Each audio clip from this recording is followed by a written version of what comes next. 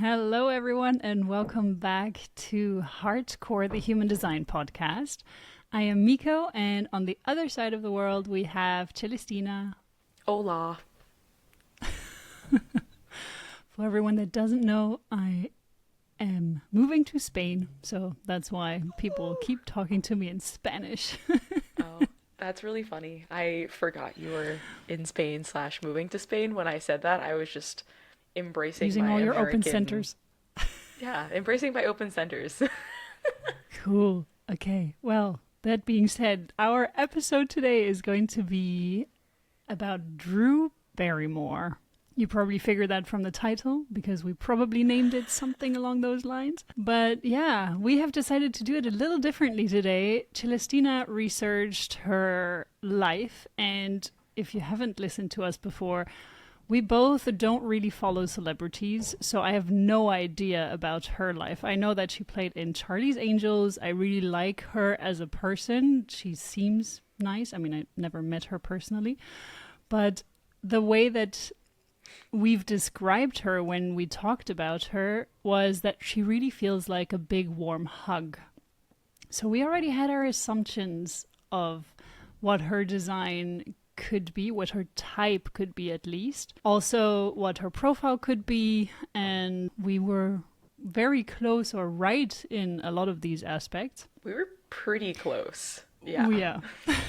But yeah, let's dive into her life, and then we're going to take a look at her human design and see where we see similarities. So maybe even in between her, Celestina, talking about her life, we can already take a little bit of an insight from human design as well. It's going to be interesting. This might be the new model. Like, if we really like this might be the new model for doing this, because I feel like this could be really cool, especially with people that we don't really know, which is most celebrities. We're the worst. We're the worst at this, but also it's okay. Just gives us a different perspective when we're doing this. So we're learning a lot. Learning so much. Really embracing that one line in my Saturn return right now. All of the research. I listened to 5 podcasts about Drew Barrymore and her family today, so hopefully I can regurgitate it all here. She comes from like this dynasty, if you will, of actors in the US. So I think it was her great-great-grandfather came over from the UK to the US to pursue acting as a career, changed his name to Barrymore because he thought it sounded more dope. It does sound more dope than whatever his last name was. And he had several children, several generations of people. We're just going to fast forward through their lives because it's not very integral to this story. Nonetheless, her dad was John Drew Barrymore and had Drew with her mom, Jane Barrymore. They had quite a tumultuous relationship. He was quite abusive to her, and Drew kind of saw that growing up. But mostly it was just her and her mom growing up. So this was like mid to late 70s that this was all happening. Her mom was an aspiring actress and working in cafes and restaurants kind of just to get by for the first couple of years of her life, for the first couple of years of Drew's life, that is. In 1982, Drew had the opportunity to go in for a casting call for E.T., and she did her shtick in front of Steven Spielberg, and I think the scream, like her like little kid scream for like the iconic scene in E.T. that she did during her like casting interview was the scream that like nailed it and like solidified her in the movie.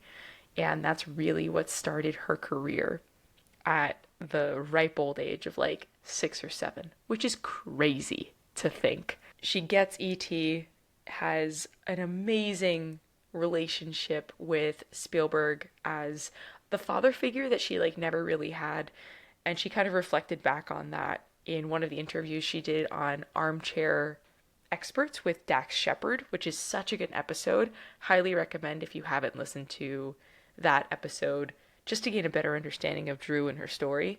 Highly recommend. And also Dax just goes in really deep with all of like the people that he interviews. She had an amazing relationship with him, And that kind of started her on the path towards a couple of B movies after that, and like a little bit less well known movies post E.T. But she was on a worldwide press tour because of how big E.T. was when it was released. So she was already this super cute, charismatic, kind of like of her time, very similar to Shirley Temple kind of vibes, right? Like cute, curly haired, like big cheeks, big smile, super charismatic, and just bringing all the energy in. That was kind of the vibe until she was about like 8, 9, and her mom became her manager at this point. To get her gigs, her mom was bringing her to where the gigs were, which at this point in time was like Studio 54 and a bunch of clubs. Mind you, she's like 7, 8, 9, going to these clubs with her mom so that her mom can talk her up, can get her into different movies, get her different opportunities and different gigs. And her friends are adults at this point. And she also mentioned that she wanted nothing more than to be an adult and to fit in, because when she was going to school, she got made fun of for being an ET. Like, it wasn't cool to be in a movie as a kid, which is such a bummer. I feel like people just can be so mean out of like jealousy, and they don't know how to express their emotions, so then they're mean to other people. So she really found a clique, a vibe with the adults that she was hanging out with at Studio 54.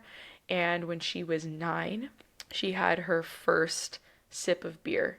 So she was like, wow, all of these people like have no inhibitions, like they're just dancing, and like I'm dancing at these clubs, but like it just doesn't feel the same. So she like grabbed a bottle of beer from the back of the bar at one of these clubs and went to go chug it in the bathroom. Obviously didn't like the taste of it because beer is super sour or super bitter, but she full sent, and that was the beginning of her addiction story at 9. The year following, one of her mom's friends offered her weed in the car. She was 10. She took a massive hit of weed, and again, she was kind of just looking for that altered state of reality, because her mom, yes, was her manager, but they had a very tumultuous relationship. Her father was very much not in the picture, and when he was, it was very abusive, both physically and mentally, both towards her and her mother. So it was just not a good situation. By the time she was 11, she was hanging out with older kids at her high school, because it was like a middle school, high school combination, and she was doing lines of cocaine, like, regularly. And then, like, went on a cross-country bender, like, with her mom's credit card, and ended up in LA. So it was just a lot by the time she was, like, 12 or 13. She had been put into rehab twice by this point. By the third time she went to rehab, it was her choice to go, because she had recognized that the life she was living was not the life that she wanted, and she really needed to gain a bit more stability and control over what she was doing. She really just wanted structure, right? Like, I feel like that's what most kids want, and she didn't have that in the world that she was in. Work was structure, and in that same interview on Dax Shepard's Armchair Expert, she was saying that, like, the work is what drove her.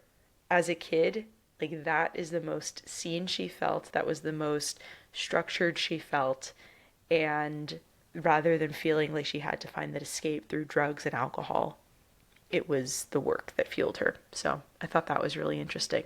This could be a good place to pause because there's a lot more that happens between 14 and 17. Let's look at very, very young Drew's life from 7 to 13 through the eyes of human design. That's the perfect place to pause, because when I looked at her design, so first of all, what we can see here, we have a defined throat connected from the sacral through the 34-20 channel, unconsciously, however, and we have a defined root and emotional solar plexus connected through the 39-55 channel, consciously defined. She's a split definition. If you've listened to our previous episodes, you will see that a split definition with a narrow split, so meaning that only one gate is missing to bridge the gap, which would either be gate 6, gate 52, or gate 53 to bridge this gap, means that they are often blaming themselves when it comes to challenges in relationships. It's not about blaming the other, that this and this and this doesn't work because you're not doing something right, but instead it is this and this and this doesn't work because I'm not doing something right. Neither approach is the right one. For a relationship, the best approach is to look at the problem and tackle the problem and not blame oneself or the other or one another. But that's a whole different story for another day.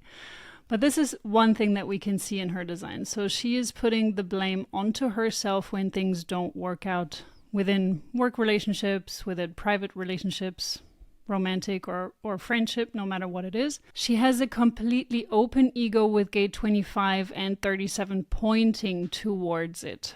She also has an undefined G-center, an undefined spleen, an undefined ajna, and an undefined head.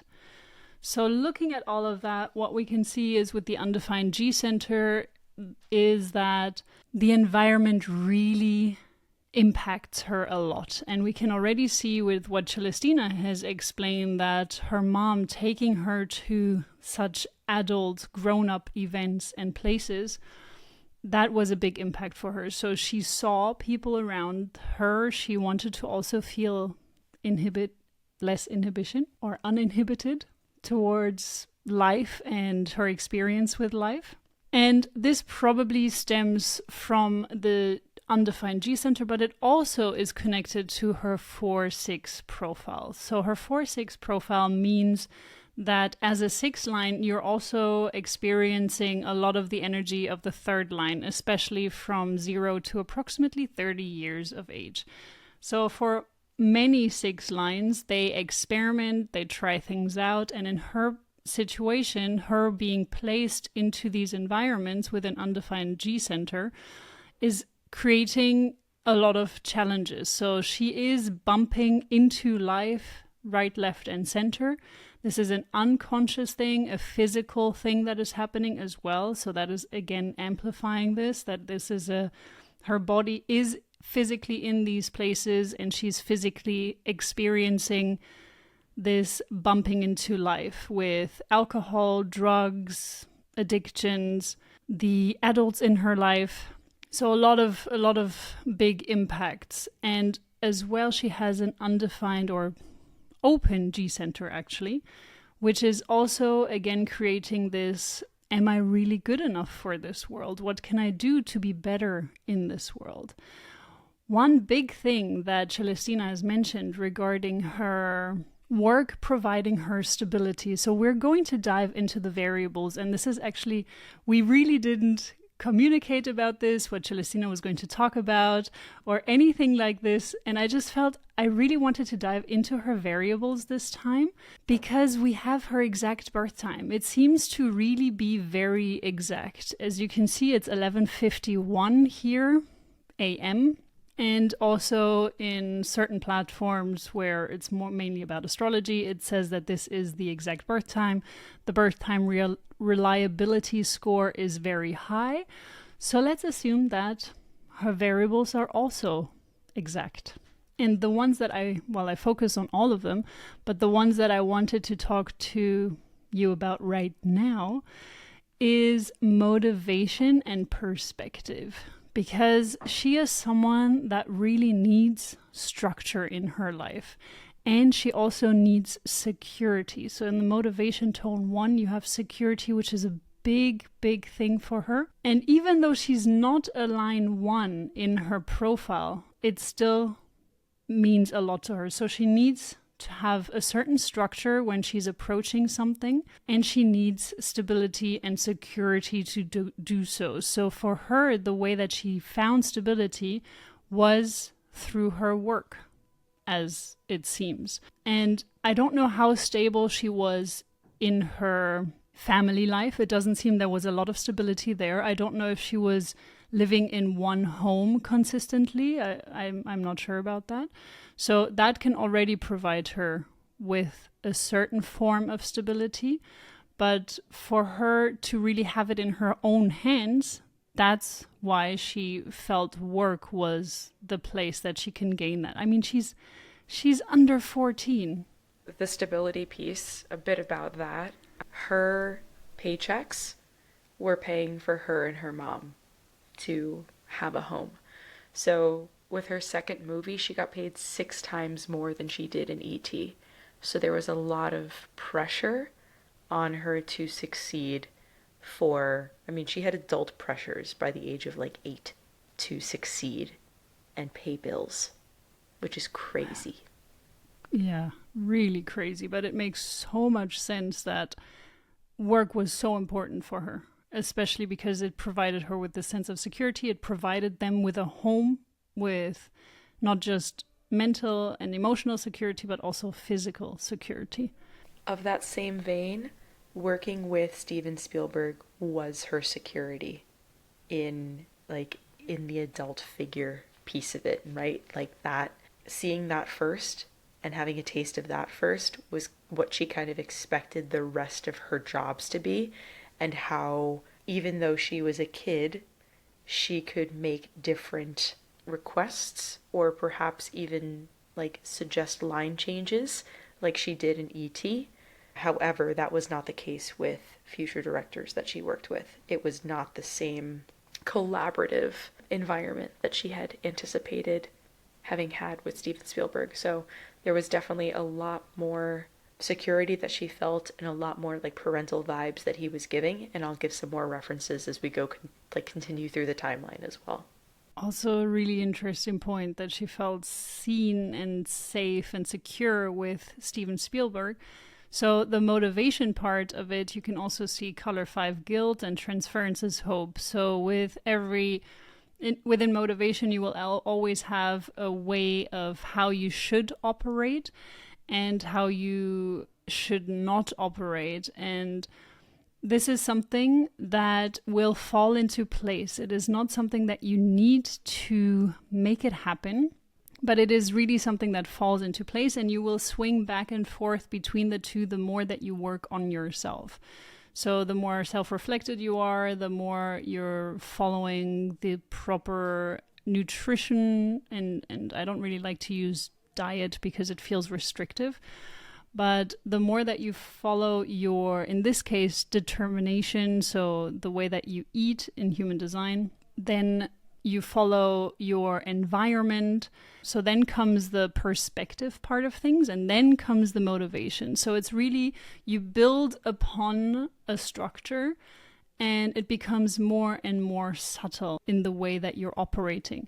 So the motivation part of it as well, it's very important for her to fix things where she sees there's an issue. So guilt is an active way of fixing things where she feels something needs to change and where she feels that if she adds her contribution, it will improve. So this is another really great point with Steven Spielberg.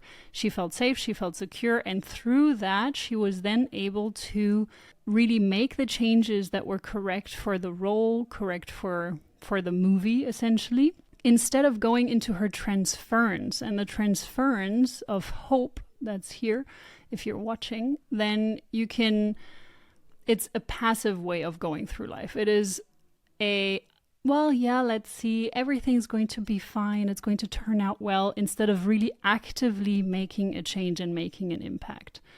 So that's how you can see I really went deeper into the variable, but I also wanted you, the listener, to see that even the tone is very important.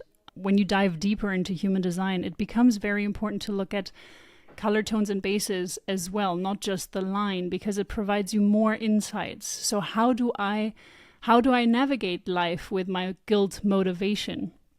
And guilt is not feeling guilty. It is seeing things that need improvement and actively improving them and giving your input. But you can only do that when you feel secure, in this case. I love that we have a pretty accurate birth time, and we can go a little bit more in depth here, because it's very rare that happens when we research a celebrity's birth time. So this is actually really cool. And to have so much detail about her life as well, as Miko typically says this for me. She's nodding her head vigorously right now. Yes, I'm loving this. Also, you explaining her life and then seeing it in her human design. I love this. Okay, keep going It's with her life. really interesting. So I'm going to continue, but I feel like her 6th line, right? Her 6th line is now like acting as a 3 line under 28, is condensed. We'll see it a bit more. But I wonder, because she started this like hardcore trial and error so young, if it was a bit more condensed. Because I feel like she got her shit together a little bit earlier. So we'll talk about that in a sec, and I'd like to see your take on it as well. 14-year-old Drew is freshly out of rehab and is doing really well. However, she moves back in with her mom, starts dating this dude who's 22. This dude, her mom actually really likes this dude. However, they have like a weird relationship together, like her mom and this guy. And then she, even when she like breaks up with him, like they have like a continued relationship, and she's like, this is not healthy. Like, I can't be here. And her therapist is like, you can't be there. I feel like it'd be really like better for you if you moved out.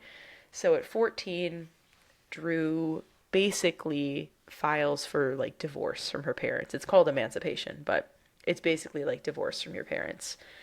And essentially you have to like prove that you can like work, that this is truly what you want, and you have an understanding, right? And that's what the judge was basically just like, are you sure? Like, are you for sure that you want to do this? And she's like, yes. So she moves out, moves in with a friend that she had from rehab, and they just had like a really small, like 2-bedroom apartment. She got a job at a cafe, and the job was kind of like she was not great at it, like self-admittedly not great at it. And it was kind of like this novelty thing. She like said that the boss or like the manager like hired her because it was like, I guess, like a niche little thing to have a child actor making coffees for guests.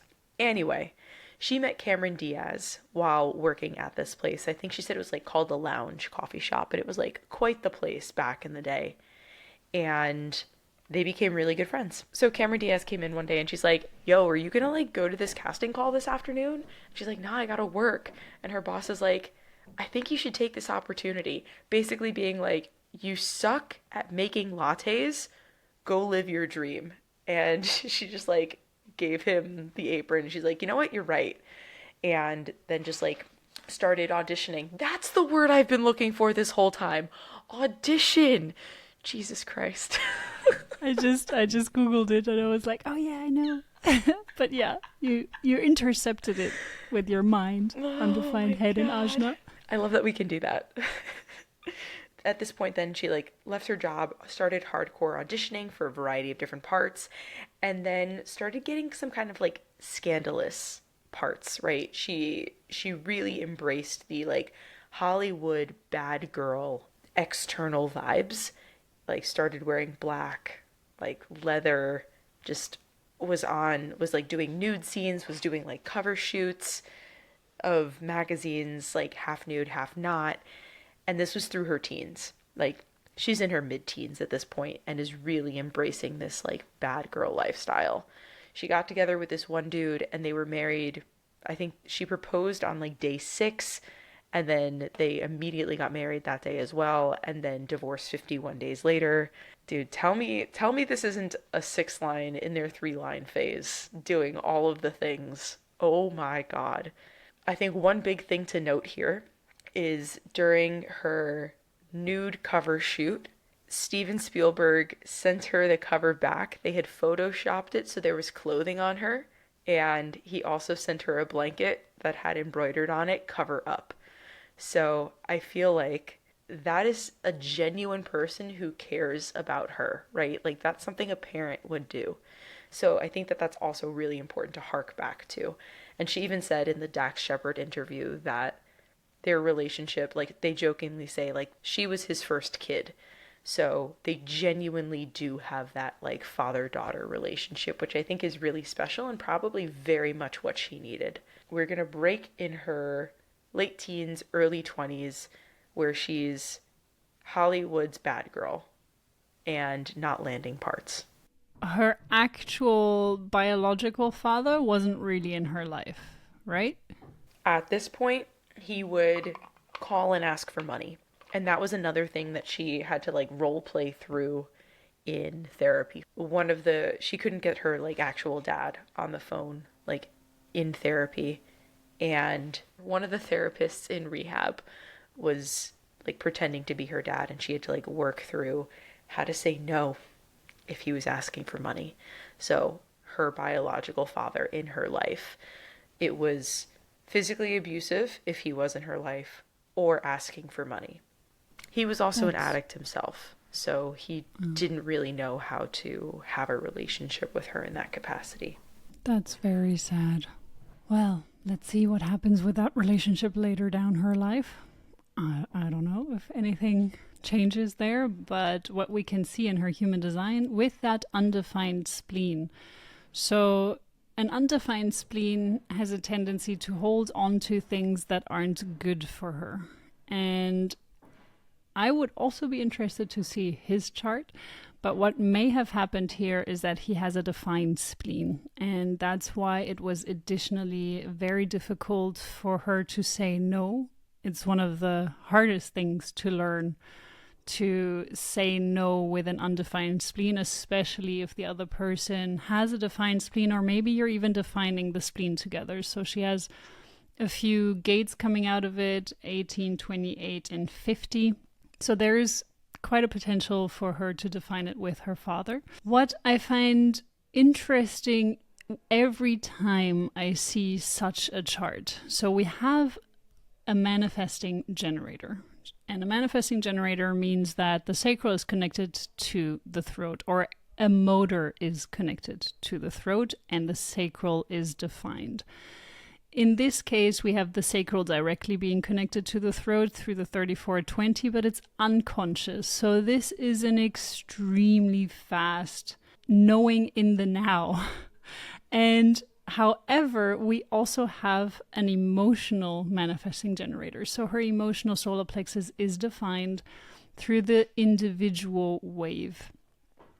And with that, she is prone to melancholy. So she is someone that falls into melancholic moments. So she falls very deeply, and she also rises very highly. So she has those melancholic moments, but she also has those hyper highs. Some people may feel like this is manic depressive. This can be something that would, in clinical terms, be defined as manic depressive. It doesn't mean that she is that, but in human design, we look at it from falling deeply into a hole, into the melancholic hole, and then also being on these absolute highs. Usually the individual wave is quite mellow, it's quite steady, but with these highs and lows, just dipping into that quite steady and mellow being.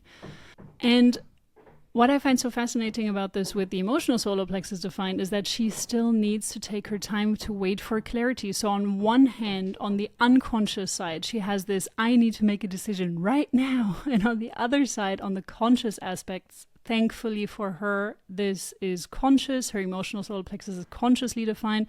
So she has more of an inkling to wait for clarity to make decisions. However, this process, this feeling torn inside of yourself, one side saying, hey, I need to make a decision right now, quickly, in the moment, and on the other side, needing to wait for clarity to make decisions. The way that you navigate this, if this is your design, is by waiting out your emotional wave for major decisions. So when you're taking smaller decisions, day-to-day decisions of what do I want to eat, you can use the unconscious channel 3420. And this is really, I'm specifically talking about exactly this connection, 3420, in combination with an emotional solar plexus being defined. No matter if the individual, tribal, or collective wave, but just having an emotional solar plexus defined. In this combination, you wait for clarity for major, important, life-changing decisions, and you can occasionally, with decisions that aren't that vital, so for example, what do you want to eat right now, you can go with your gut, with your in the now decision-making process. So I find that always very, very interesting when I have an individual like this in front of me, someone's chart in front of me like that. It can feel very torn, and she's a split definition. So additionally, she really needs the time to feel into what feels right and let it process through her body, through those two splits within her. Continuing a bit more of her life story. By this time, she's been married and divorced, has had a couple of more tumultuous relationships, and just to give you guys a timeline, it is 1995, right about this time.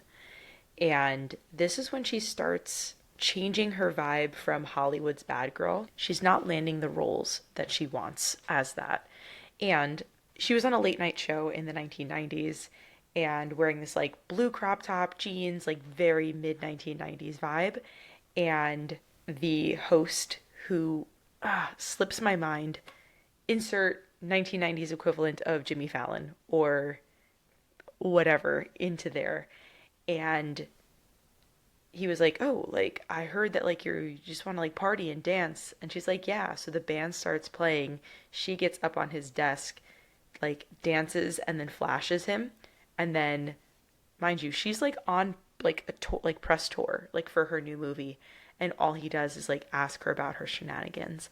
And that's the turning point. Like, that was the click, like, oh, they only care, like, about what I'm doing as a person and not as an actor. They're not seeing my work for the value that it holds, and that's concerning. That was the shift to change her outward appearance and her actions from Hollywood's bad girl to, okay, I think I need to focus on my work a bit more seriously.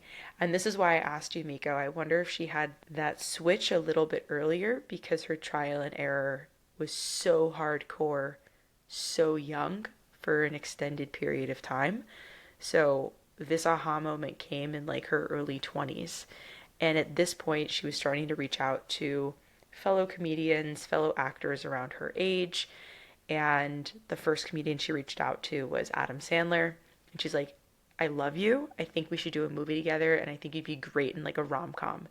So that was actually the impetus for The Wedding Singer. And it didn't happen immediately, but they were also in several movies after that together, which I think is so cool, so beautiful. And at this same point in time, right? So now we're in her like mid-20s-ish. She's starting a production company and like genuinely wanted to be a producer. And she went in with her friend Nancy, who happens to now be Jimmy Fallon's wife, and like they're besties, and like their two families are besties. But kind of going back to the late 90s, these two ladies started a production company and produced Charlie's Angels, Never Been Kissed, and I think most notably from that was Fever Pitch, which actually stars Jimmy Fallon in the movie as well. So it was just this very interesting shift that, again, I'm seeing happen a bit earlier than her Saturn return in 2003.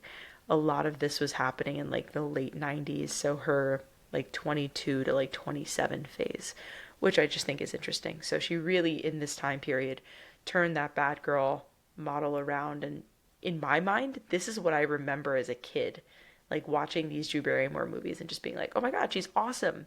I didn't even know about like the Hollywood bad girl side. So I think that that's really interesting. The very little bit that I knew she had a very tumultuous childhood. And I have just seen like the amazing rom-coms that she's produced and has starred in. What are your thoughts up to this point? I didn't know she produced Charlie's Angels. I think that movie is amazing. Also, the energy between those three ladies, it's fantastic. The casting also makes sense if she's friends with Cameron Diaz and Lucy Liu. Yeah, that one. So I love the energy between those three. It's fantastic. So yeah, I didn't know she produced that. But returning to the return, I can relate to it from my own experience. So I'm someone who also, I feel like the switch was at 23, 24 for me.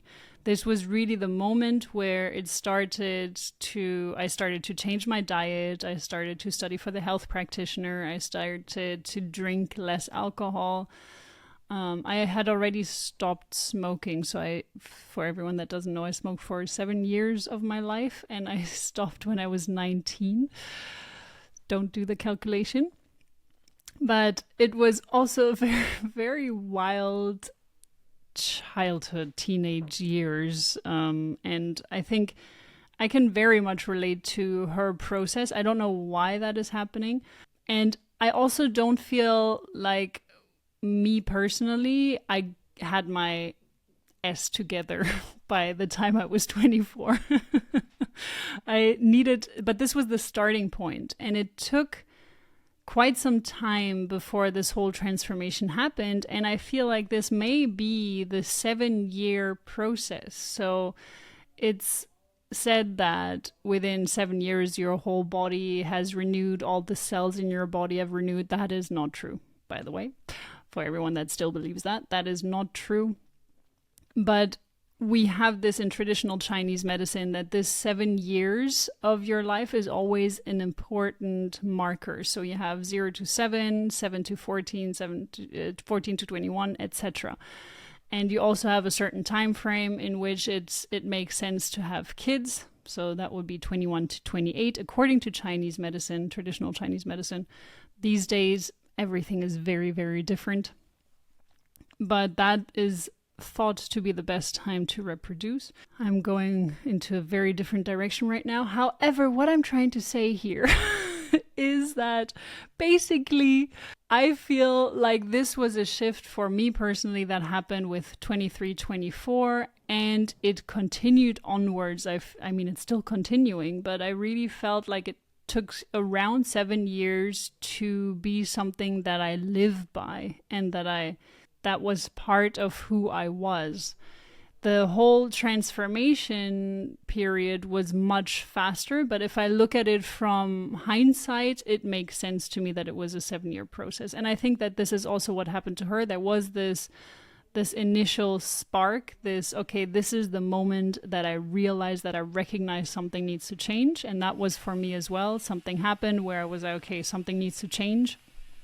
And then it did start more or less drastically, but it was still something that was progressing as well. And it wasn't a cold turkey cutting off every bad habit and just changing everything all at once, but it was a progressive thing. So I think for me, from a personal experience, that makes sense for her as well, that we've just gone very crazy in a lot of ways when we were teenagers, and we may have had this switch earlier on, but maybe this is just a normal process as well. Normally, the reason why Celestina is asking this question is that normally around your Saturn return, so around 30, you will have a certain date for your Saturn return. And for her, in Drew Barrymore's case, you can see that it's the 23rd of September 2003. I'm not sure which age she was at that point. I'm not going to try to do the maths because I'm not good at maths. So 28. Thank you. Great. I was hoping you would jump in. Always having my back. Thank you. So 28. For her, it was 28. So calculating backwards, 3 years before that is approximately 25. So for her, this shift started with around 25. And apparently it started with her a bit earlier. But I think my Saturn return is also actually at 28. So that may make sense why it's starting a bit earlier as well. So you say in Human Design that a Saturn return starts working 3 years before, approximately 3 years before. It can start a little earlier, a little later, but approximately 3 years before the process starts, and it ends approximately 3 years past. However, a Saturn return impact, so this is just the time frame where you feel this major change happening, but the Saturn return energy is going to last until your Uranus opposition and sometimes even until your Chiron return. So that's just another added theme to it. And I can see that her Chiron return was on May 10th. So just recently this year. So she was actually married again before her Saturn return. So she got married twice before her Saturn return. Obviously, neither of them stuck. Then it was more of a full-on into acting, into producing, and her husband, her former husband, were married in 2012. And a couple of months later, it was a very small wedding, right? Third one, keep it small kind of situation. She ended up having her first daughter, I think 6 months after their wedding. So a little bit pregnant during the wedding. And then 2 years later, they had another child together. In 2016, though, they were divorced, and she mentioned in an interview that this was a very challenging decision because she didn't want her daughters growing up in a divorced household. And coming from the tumultuous childhood that she had, this was a very challenging decision that she had to make. But she was also just like, I can't be unhappy. Like, that's not healthy for them to see. And us sticking this out for them isn't healthy, right? So, like, that was their thought process. They had quite an amicable divorce. And the podcast that I listened to was in 2021. So I believe since then, he's remarried. They're co-parenting quite well, quite nicely. And she's very adamant about keeping her kids out of the spotlight. She also said that she felt like she didn't truly have meaning in her life until her kids were born. So I'd be very interested to see, there's no information on her kids like at all on the interwebs, but I'd be very interesting to see the relationship of their designs with Drew's. I wonder if it would be similar to what we experienced in the Princess Diana episode, where she had such a beautiful relationship with her boys and their designs complemented each other so uniquely. So I don't know, I'm stretching now, but I wonder if that's kind of the feeling that she has with her girls. And if so, that's beautiful. That's awesome. But she did say that, like, she really didn't have her life together until these girls were born, and, like, didn't really have direction until then. So she stopped working a ton when they were born, and post-divorce, I recall her saying she was in a really bad place and went back to drinking and just not being her best self, but then recognized probably within a year of that that's not the most ideal thing for her girls to see. That's not the most ideal thing for her. And she went back into the limelight, but through a different lens, if you will. So rather than being in movie after movie where the hours are grueling, which is why she kind of toned it back a little bit when her girls were born, she now hosts a talk show. So since 2020, she has hosted the Drew Barrymore show. I think they just call it the Drew show. And this, like, watching her interview people is actually what sparked this conversation and, like, the desire for this conversation that we are currently having. How meta. But I am just so, I've watched a lot of talk shows, like, in my day, right? Like, my nonna was, like, a talk show watcher, and I've watched a ton, but she really gets down to the nitty gritty with the people that she interviews. She, like, takes her shoes off, like, sits on a couch, and it's not separate couches. If you've ever watched her as an interviewer, they're literally on the same couch together, like gal pals. And I think it really breaks down the barriers of interviewer interviewee, where you're just, like, sitting on the couch with them while they're having a conversation. And I think that's beautiful. So she actually said in the Dax Shepard interview that each person that she talks to has 45 minutes to talk. So, like, they do those separately, and those are filmed separately and then edited together before they're, like, released in one whole 1 hour long episode or 45-minute long episode, whatever. But that totally makes sense that they have 45 minutes with each other to get deep into that nitty gritty. And then she can determine post facto, like in post, what is like what she wants to show from this conversation in this interview. And that makes sense as to why it looks and feels so deep. It's because they go so much deeper in 45 minutes than you can in a typical 8-minute live interview sesh. And they break down so many more barriers together. And it's just really beautiful to see. Yeah, that's a little bit behind the scenes of what I learned. And I think just makes me appreciate more the charisma that she brings and also what she is able to bring out of people. And in not like a schmutzy like car salesman way, but in like such a genuine big hug kind of way. Like the energy that a manifesting generator gives off. So cool. Oh my god, that makes so much sense. So, let me explain. I have gone into the asteroids. Of course. I mean, I couldn't resist.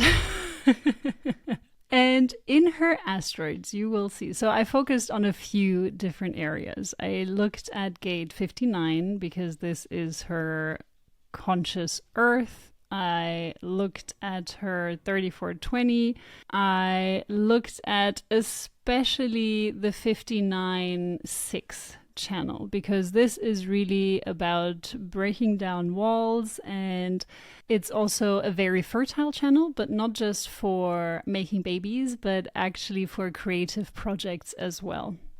I wanted to know what is happening specifically in this because it would bridge her gap, the 59-6, and it provides her with a single definition, and it also provides her with this caring energy. So let me explain a little bit. We have the 59th gate, which is about intimacy and breaking down walls. This is a very big theme for the 59, and this is her earth. So this is what her conscious earth. This is what makes her feel grounded. She also has the 55th gate in her conscious sun, which is about the spiritual aspects in life as well. So she has the 3955 full channel connecting, and that is about provoking others into reaching a certain type of transformation. So it's a provocative energy. And if the person that is sitting opposite you is not for you, or if you're connecting with someone and that person is not for you, they are not going to be able to handle your provocation. And that also means that they're not going to help you elevate to a next level, to connect with spirit, with source, and your authentic self, essentially. But you're also not going to be able to impact them in that way as well. And she has in her 59, so let me return back to her earth because I really find that channel very interesting, especially for her. So in her 59th gate, she has her conscious earth, Hecate and Arnica. She has Hillary, and she has in her 6th gate, Magdalena, Deucalion, in both conscious and unconscious, and Sophia.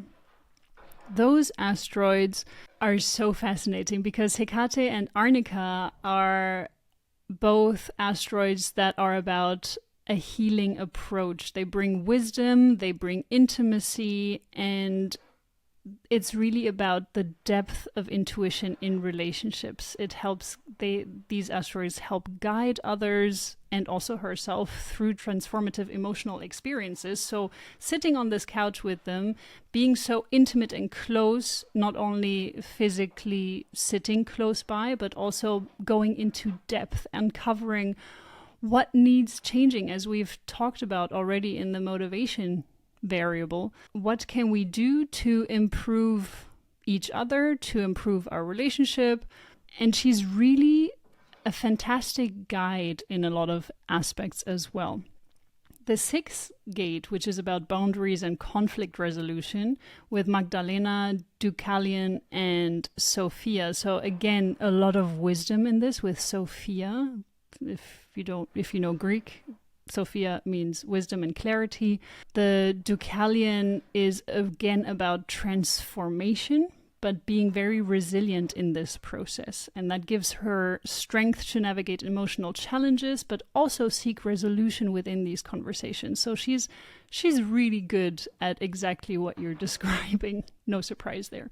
But that's probably also why she's so intriguing to the listener, because she's not just dabbling on the surface, but she really goes deep, breaks down walls, and also has this energy from the sixth gate, which is very caring, very nurturing. She holds space for deep healing. There's an honoring of her own integrity as well, but also of the person that is opposite her. So while at the same time she's able to hold this space for the other, she also has clear boundaries, which ones she doesn't want anyone to pass. And that also probably is connected to her past, because if she doesn't have that, it's easy for her to fall back as well. So she needed to do a lot of self-work.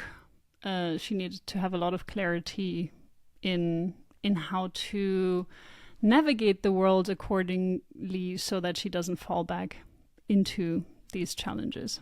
So that's just a little bit about the asteroid part, but I felt it was just really fascinating when I was looking into it. Dude, it's so cool to see all of that. It's always just so cool to see people's lives in a chart that looks wild and crazy, but it really is you in a neat little package. So it's really cool to be able to see her journey and how she's progressed. And I'm sure there was a lot of conditioning that she had to break through to get there, right? Like, this was probably not an easy process, but being able to lean into who she truly is just so beautiful, because the way she impacts people is so cool. And the voice that she allows people to have, I think, on her show is so cool. Yeah, I feel like I need to watch one of her shows. I've never watched any of her shows, but the only thing that you told me, and this is, as Celestina said, that's why we went down this rabbit hole, was because you said that she's taking off her shoes, sitting down onto the couch cross-legged, or just having a leg up, or just really cozy as you would do as with friends. So when I was looking at her chart, I was like, oh my God, this makes so much sense. Well, that was fascinating. I loved this, where you were sharing her life and I got to dive deeper and to see how it all connects together. Let's see if we do it again. We might have to, because this was actually really fun. Yeah. So thank you everyone for listening. Do you have anything else you would like to add to this? Yeah, if you haven't already and you love us, rate, review, subscribe, do all of the things wherever you watch, listen. That'd be greatly appreciated. Give a thumbs up, because apparently that's a good thing too. So please, if you don't mind. Thank you so much, and hopefully hear you next time. Bye everyone.